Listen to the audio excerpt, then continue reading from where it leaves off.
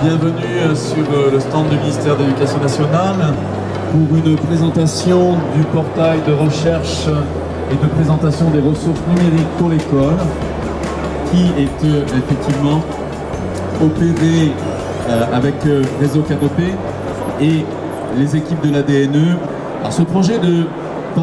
présentation de portail de ressources numériques pour l'école, il est né, je vous le rappelle, avec la mise en place du plan numérique pour l'école lancé par le président de la République. L'idée, c'est de pouvoir présenter cet ensemble de ressources, cet ensemble de plateformes, qu'elles soient mises à disposition gratuitement, comme EduTech, comme toutes ces ressources que nous nous évertuons à mettre en valeur, comme les banques de ressources numériques pour l'école, effectivement, qui viennent d'être lancées, et de pouvoir effectivement aussi accéder à des ressources d'éditeurs qui ne sont pas nécessairement dans le scope immédiat, des grands éditeurs plus classiques que l'on connaît et dont on sait aller sur mais donc d'avoir un ensemble unique qui permette de mettre tout le monde en valeur, bien entendu, avec du mouvement, de la vie, de l'éditorialisation, comme l'a dit Jean-Marc Mériot sur cette plateforme, des actualités qui permettent effectivement de venir assez fréquemment et de trouver, nous l'espérons, assez facilement ce que l'on souhaite pour son projet pédagogique dans le cadre de son enseignement et de la liberté pédagogique qui va avec. Le critère de pertinence pour la recherche réside dans sa qualité de l'indexation. Donc on fait un travail aussi d'accompagnement auprès des acteurs, des éditeurs, mais aussi des institutions ou encore des enseignants demain, pour qu'ils puissent indexer au mieux leurs ressources suivant un certain nombre de référentiels, qui sont les référentiels d'indexation dans le domaine pédagogique, Scholum, et qui répondent là aussi à des enjeux d'une meilleure identification de la ressource. La ressource est bien indexée, plus elle remonte dans le moteur de recherche, c'est-à-dire plus elle est en adéquation avec votre intention première de recherche. Et donc là-dessus, c'est une dimension qu'on a souhaité vraiment affirmer dans le cadre de cette plateforme, c'est la qualité de l'indexation qui prévaut en matière de recherche. Donc on demande aux éditeurs sur leur réservoir de données d'utiliser ces référentiels-là, de pouvoir bien structurer leurs données et à partir du moment où elles sont bien structurées, elles remonteront automatiquement au niveau des ressources de Myriae. Et c'est en ça que ça constitue aussi une plateforme d'identification axée sur des critères et sur de la pertinence de l'indexation. Véritable intérêt pour l'ensemble des acteurs que d'être présents sur le portail Myriae. D'abord, véritable intérêt aussi parce que nous travaillons en concertation permanente avec les différents acteurs pour avoir une indexation correcte, d'où notre insistance sur cette indexation et sur le profil Scholum FR qui décrit le système éducatif français, qui dit les types d'activités que l'on va pouvoir faire, etc.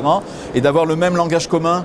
et du coup d'avoir, je dirais, pour les éditeurs, une remontée effectivement de leurs ressources dans le portail Myriae et pour les associations ou les institutions d'avoir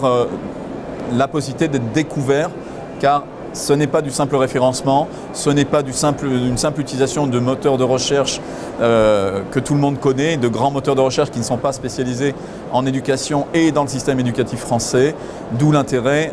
d'avoir une place et d'être présent sur Myriae. C'est une plateforme offerte à tout le monde, c'est-à-dire que concrètement, tout ça est accessible à tout le monde, même si elle est pensée enseignant, c'est une plateforme qui est ouverte. Alors après, les enseignants auront des fonctionnalités spécifiques, supplémentaires. Il faut bien prendre conscience que rien n'est hébergé sur Myriae, c'est juste une plateforme d'identification. Cependant, certains acteurs, et en particulier les enseignants ou d'autres éditeurs, qui sont des plus petits éditeurs qui n'ont pas spécialement d'entrepôt de données, ont la possibilité de pouvoir déposer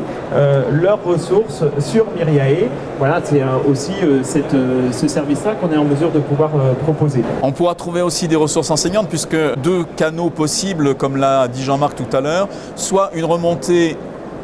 à travers les productions de scénarios d'utilisation pédagogique des ressources dans EduBase, c'est-à-dire tout ce que produisent les académies, tout ce qui est qualifié en académie, tout ce qui permet cette immense richesse de plusieurs milliers de scénarios qui existent d'ores et déjà et que l'on doit faire mieux connaître.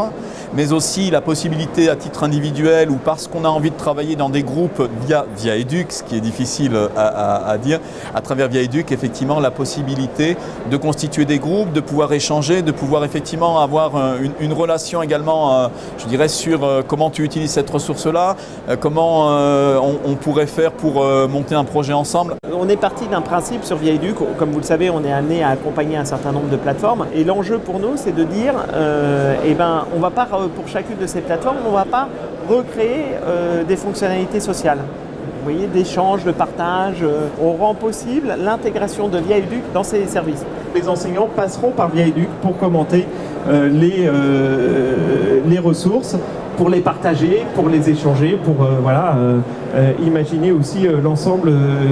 des déclinaisons. Et donc on arrive en ça à pouvoir aussi créer un point d'ancrage aussi à travers via Educ pour l'ensemble des ressources et du coup créer de nouveaux parcours usagers. Voilà, d'utiliser aussi ces deux canaux, l'un plus, remonté de scénarios de terrain qui ont été qualifiés et qui sont utilisés pour donner plein d'idées, d'autres aussi à travers via Educ, mais à travers via Educ probablement aussi avec la constitution de groupes de besoins, de groupes de gens qui ont envie de travailler entre eux.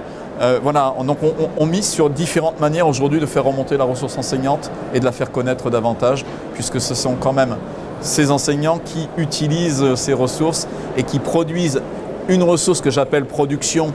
pédagogique de manière à enseigner et permettre aux élèves de mieux apprendre.